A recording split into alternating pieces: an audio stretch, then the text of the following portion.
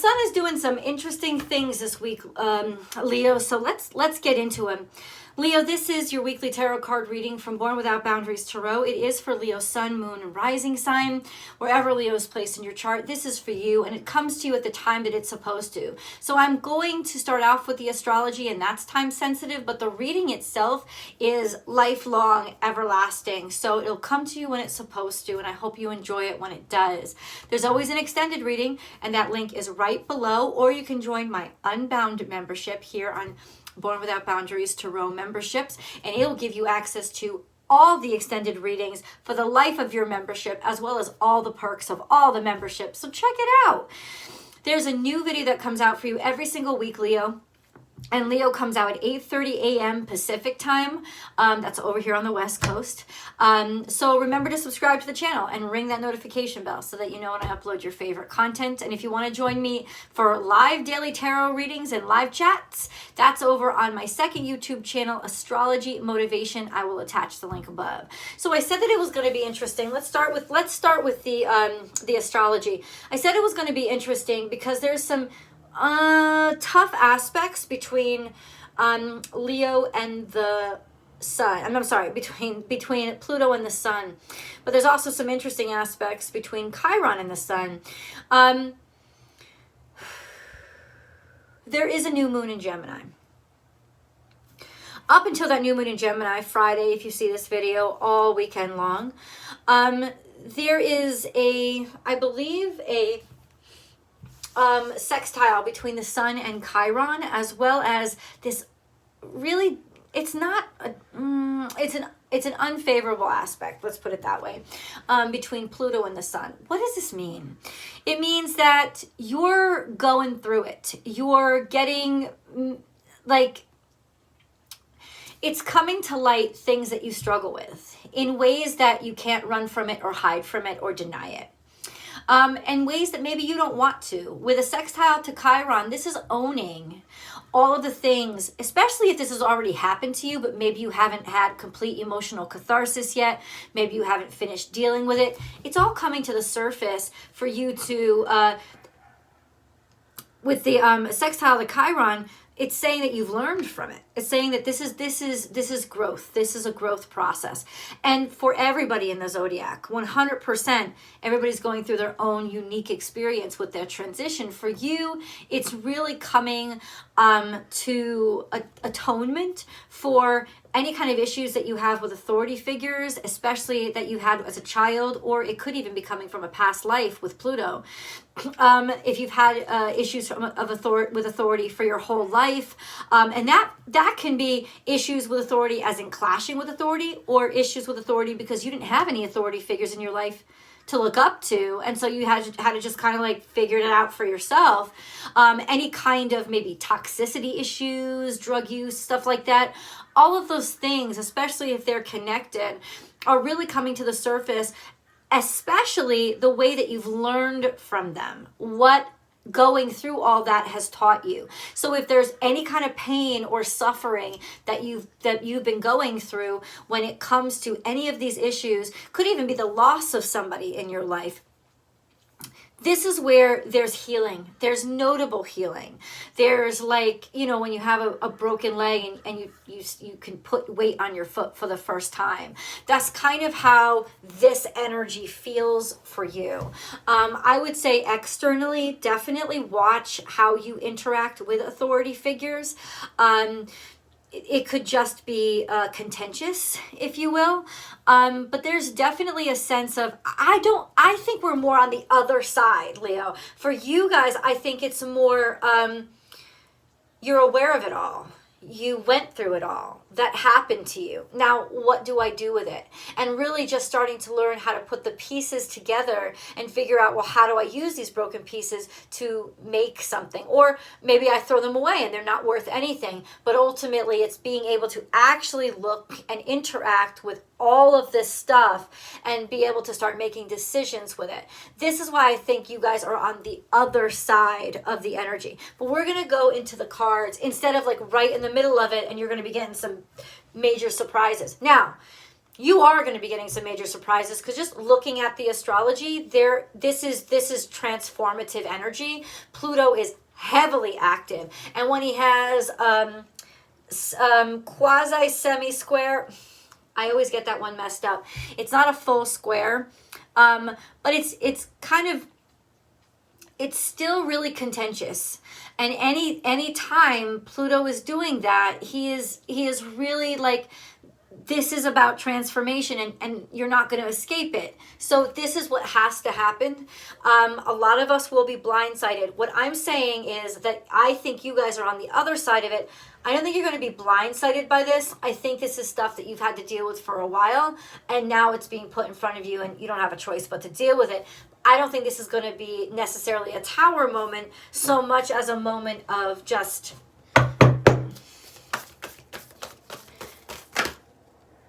finally being able to touch the ruins after a tower moment. That kind of energy.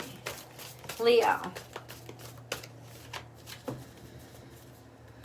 Okay. So we have time for a deep dive, and this is romance. So, hello.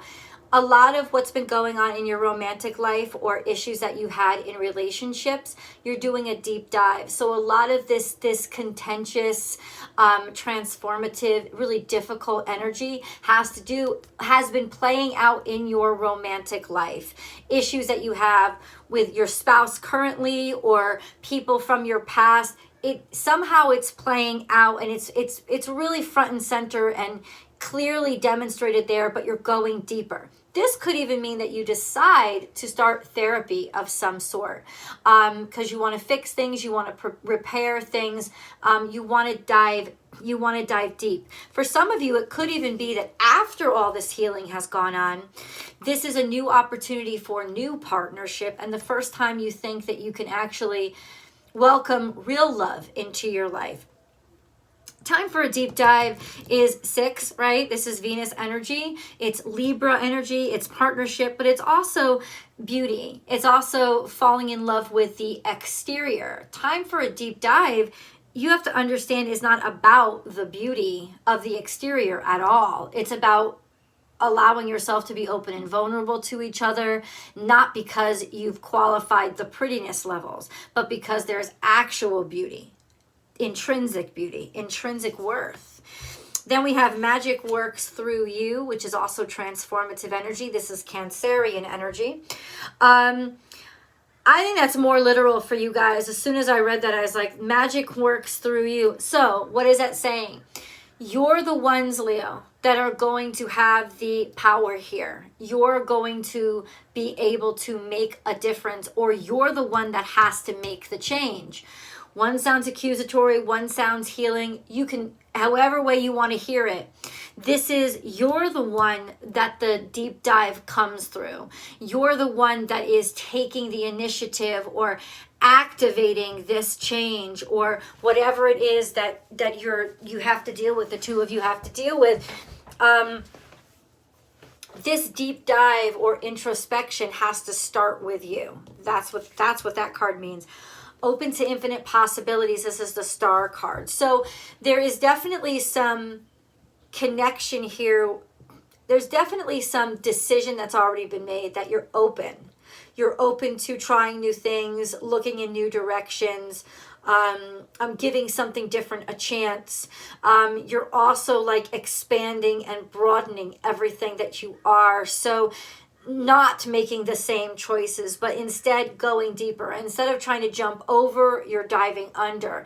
That kind of thing, to go with the flow more and trust your feelings. Now, when I say feelings, I don't usually mean emotions. I mean feelings as in vibrations. You can feel a vibration inside of you, and that has more to do with intuition and your psychic abilities. So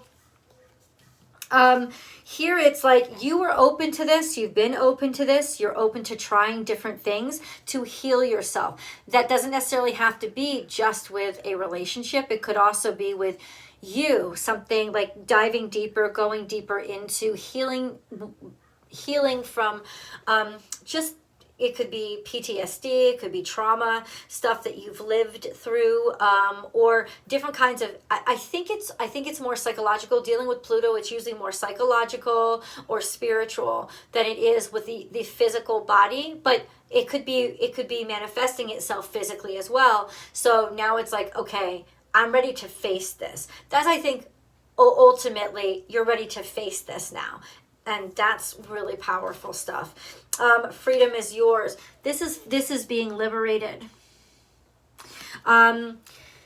It's in facing it and in opening the conduit that you release yourself from all these contracts or tethers that you had to your past.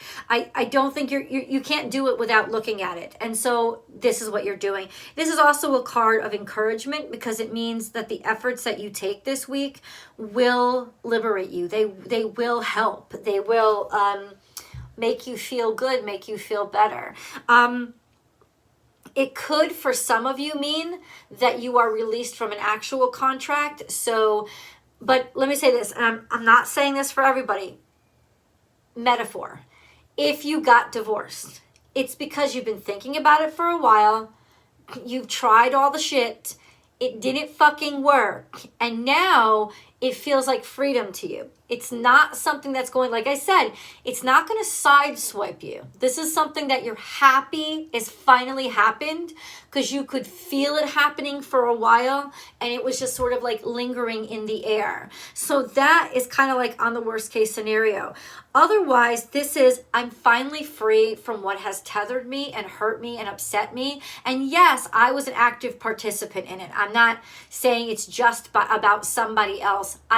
There's an aspect of personal ownership to the pain that you went through that is a necessary dynamic of this healing and transformation that you're going through. And then we have watch your words. So that's really interesting energy. The moon is right there along with you in a lot of these scenarios. So there is somebody reflecting, also listening. This could have to do with children. Your children are hearing and watching and listening.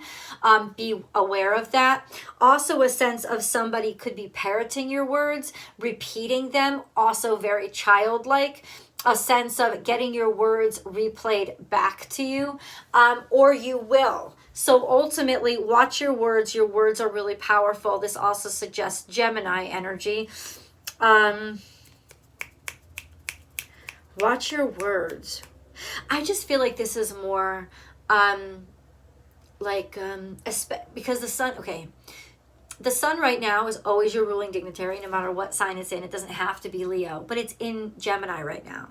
So right now, the sun is illuminating all the characteristics and really getting fueled by all the characteristics of Gemini.